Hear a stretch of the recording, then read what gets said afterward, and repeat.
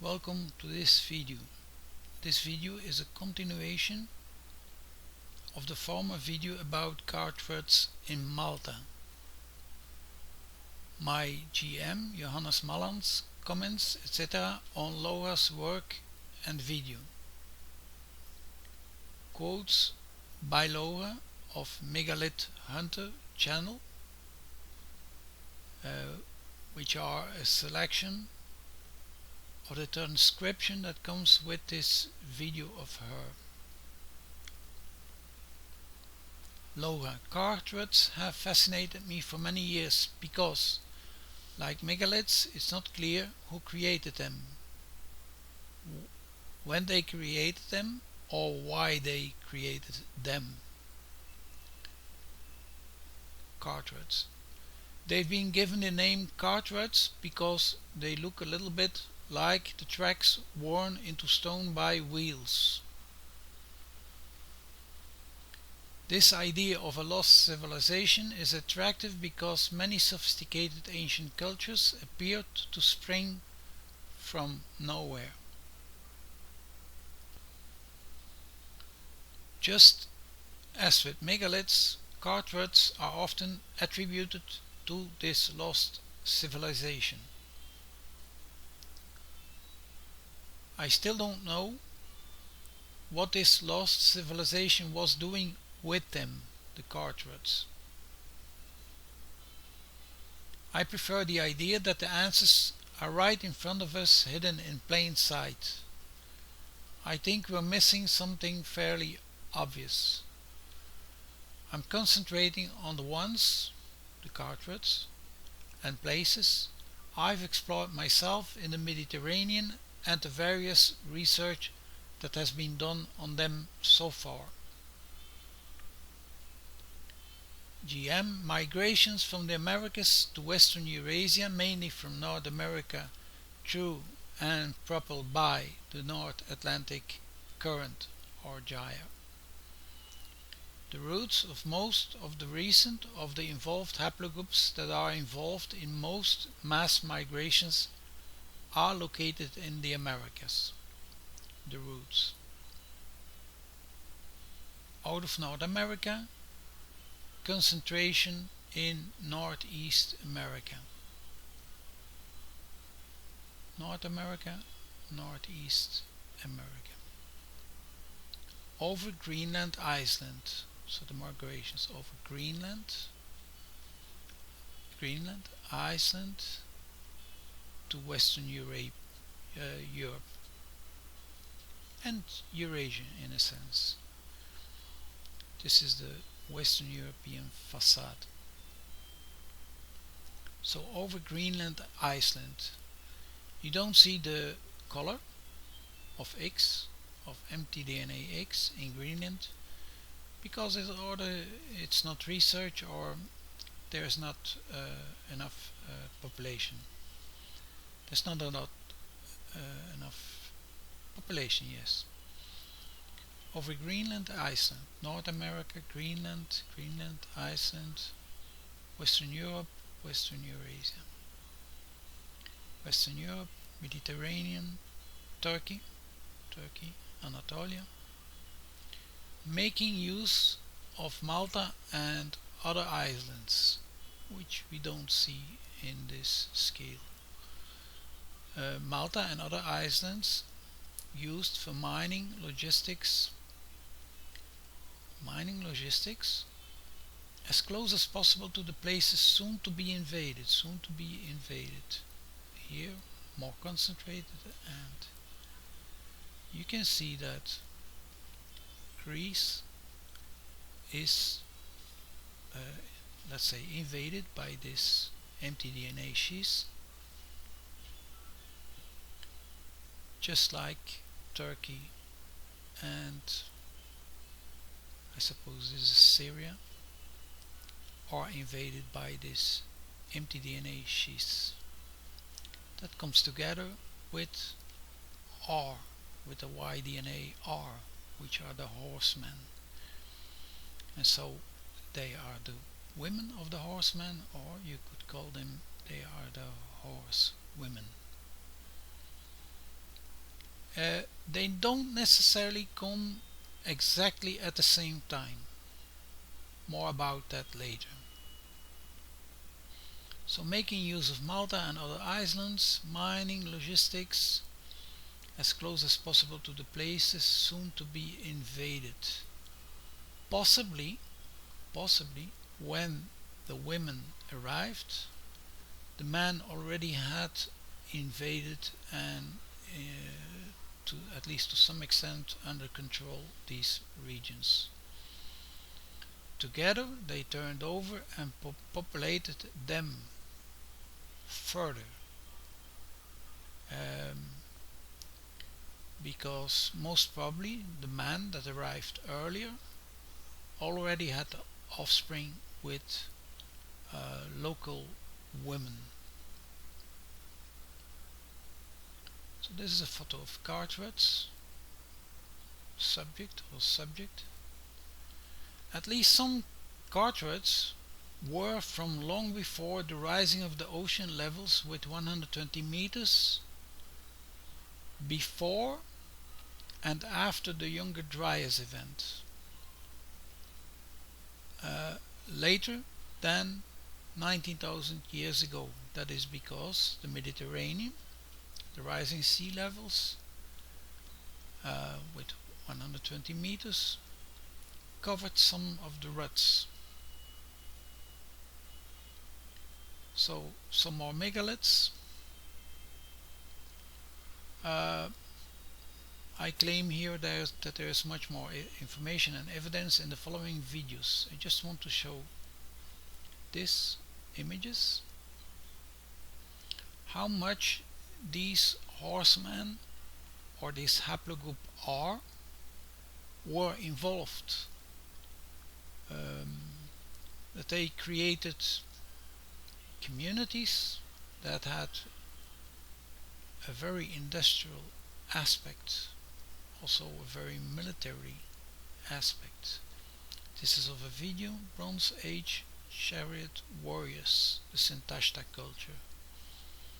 Of course, Sintashta is only one of them, and probably the most extreme, the one with the most industrial community aspect.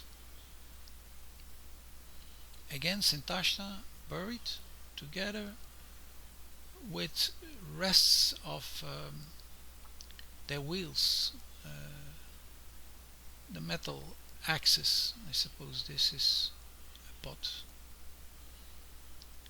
So this is a real photo after discovery, and this is a schema of how it's organized. So this is the body you see before, above, or one of the bodies, a knife next to him, horse skull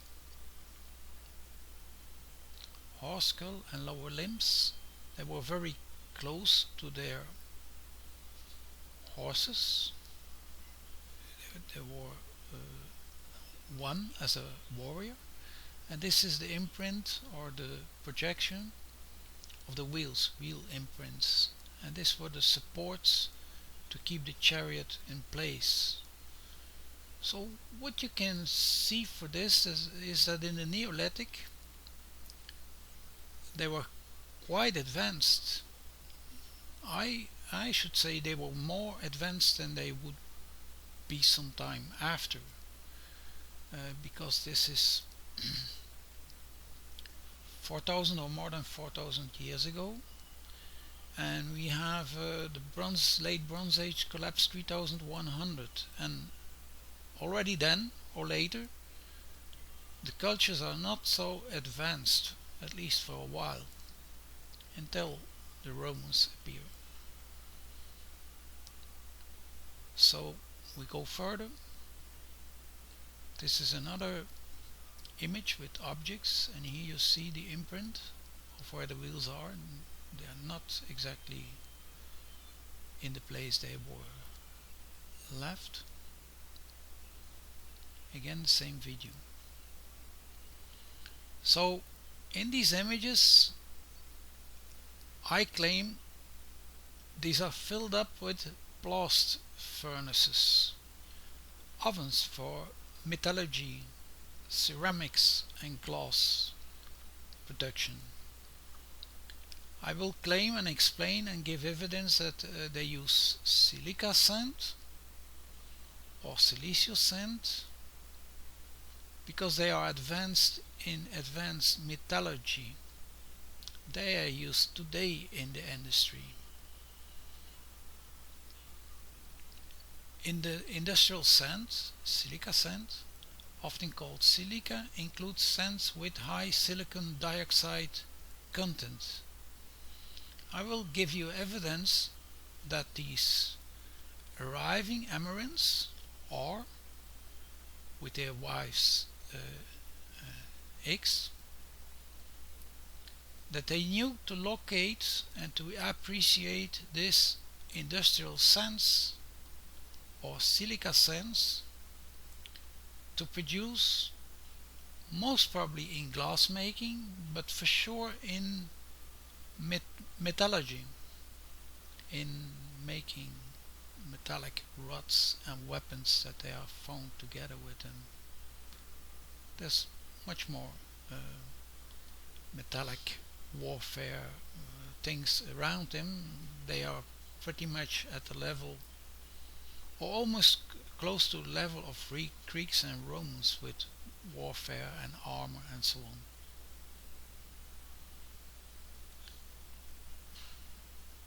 So this is a print of industrial sand.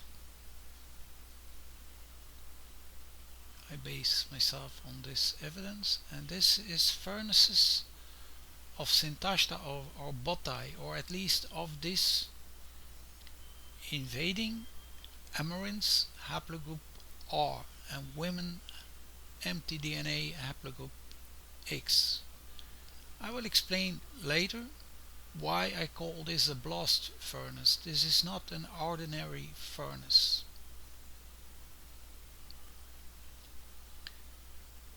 I will give evidence that they brought basic materials from elsewhere. So the place where these furnaces were not always the places where all basic materials were found. So they were brought to these places where the furnaces were. So this is kind of international, multinational, if these countries would exist then, which they didn't. Bringing basic materials from elsewhere and using the ones that are locally abundant and mined. Like in one particular case in Lommel, where possibly they brought the pure carbon from elsewhere, or they produced it in blast furnaces somewhere else, and also certain metals, ores, from possibly for sometimes or often far away sources, which could have been the Ardennes in the case of the furnaces in Lommel, Belgium. Almost as a confirmation of what I claim, in the former century, international companies were built around the same given in recent times, like around before and after the Second World War, and gave rise to names as Claverbell, Philips, as well as several very large metallurgic companies and a very intensive zinc industry that exported to the rest of the world. So what I'm saying is that what happened in the past 4,000 and more years ago happened again in the former century, around the period of the World War, when Hitler or the Nazis or the Germans were very interested in this metallurgic industry for obvious reasons. So the reasons are, at least in part, similar as 4,000-5,000 years ago, and that's warfare, that is invasion, that is attempts to overturn and to eliminate and substitute. In my hypothesis, the vitrifications that are wrongly interpreted as meteorite impact effects in fact are waste from Neolithic glass and metal and ceramic industry. There is evidence that the found products were from later periods and spread out in a period of roughly 1000 years. So that makes what I mean with later period, later than the Younger Dryas and the Younger Dryas Ice Age, which in fact is not the first or the start of the Ice Age, of the secondary ice age that we call the Younger Dryas.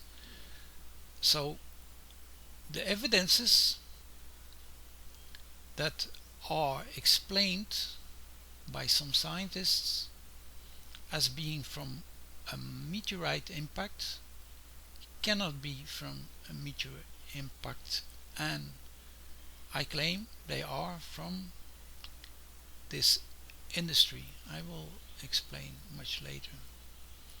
They left on the places where they found them so much industrial waste, which include vitrifications,